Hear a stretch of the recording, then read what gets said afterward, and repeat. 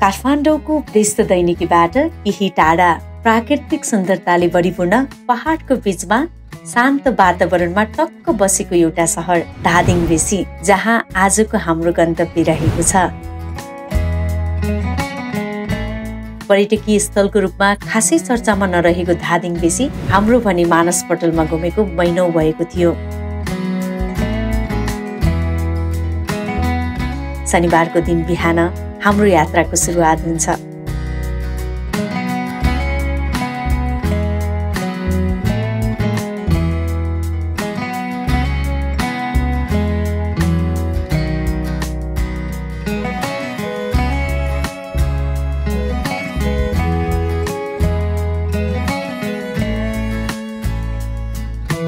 कलङ्की, थानकोट, नौबिसी हुँदै हामी अगाडि बढ्यौं।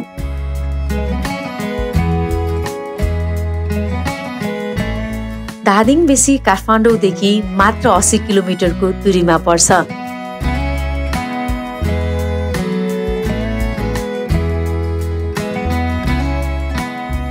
बाटोमा कतै मर्मत तथा स्तर उन्नतिको काम हुँदै थियो।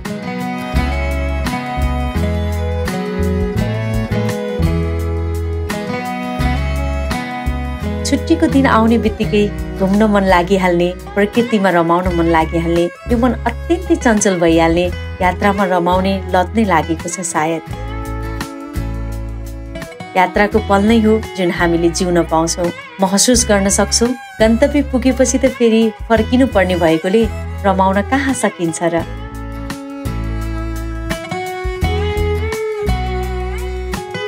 मलेखु पुगेपछि हामी पृथ्वी राजमार्गलाई आफ्नै गतिमा चल्न दिएर हामी भने धादिङ बेसी राजमार्ग हुँदै अगाडि बढ्छौं।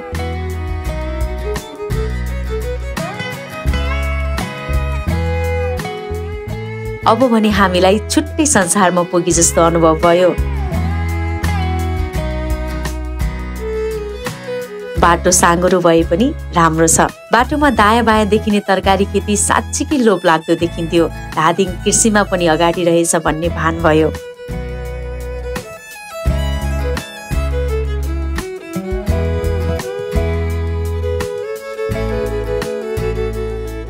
वसन्त ऋतुको आगमनसँगै पलाएका पालुवाहरूले स्वागत गरे जस्तो लाग्ने हरियाली वातावरणमा रमाउँदै हाम्रो यात्रा अगाडि बढ्छ।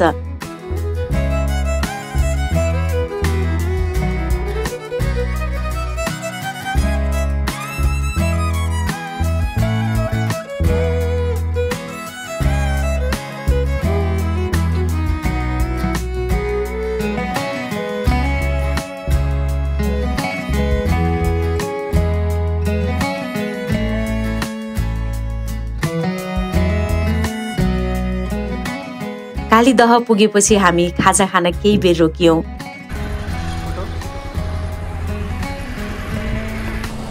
आकाशमा कालो बादल पनि लाग्यो त।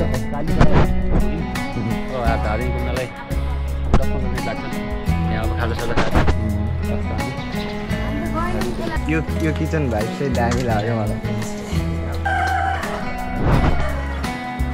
साउन्ड आइसक्यो।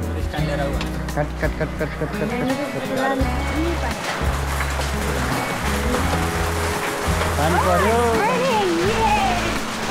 बर्खा मास भएकोले पानीले हामीलाई स्वागत गर्यो।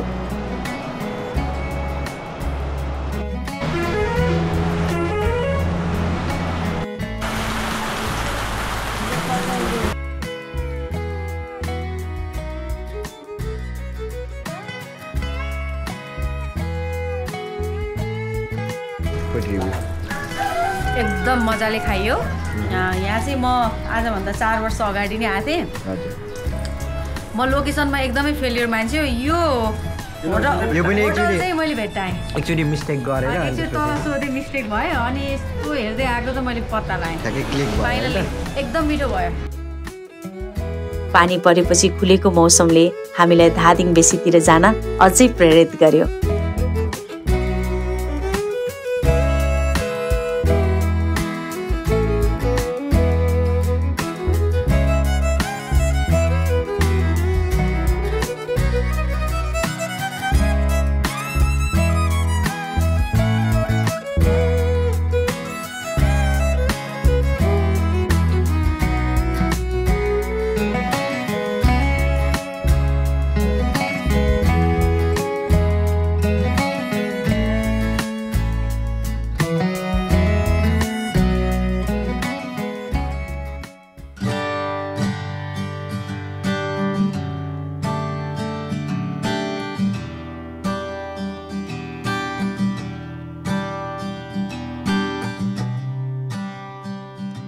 धादिङ बेसी साँच्चीकै सुन्दर रहेछ। सफा, शान्त, व्यवस्थित पार्किङ। धादिङ बजारमा यात्रा गरिरहँदा छुट्टै आनन्दको अनुभूति भयो।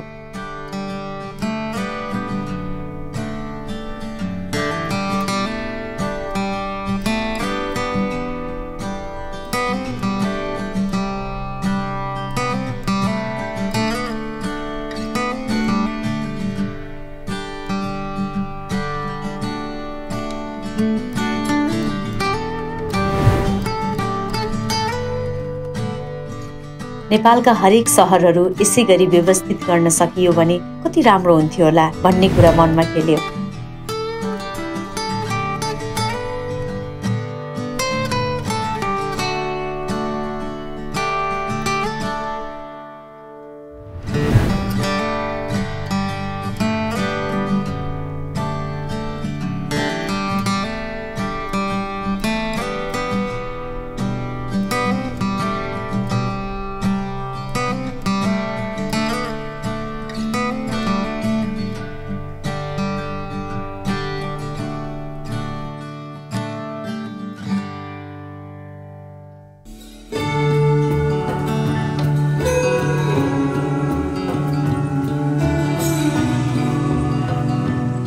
हामी केही बेर धादिङ बजार नजिकै रहेको रिसोर्टमा पौडी खेल्दै रमायौं।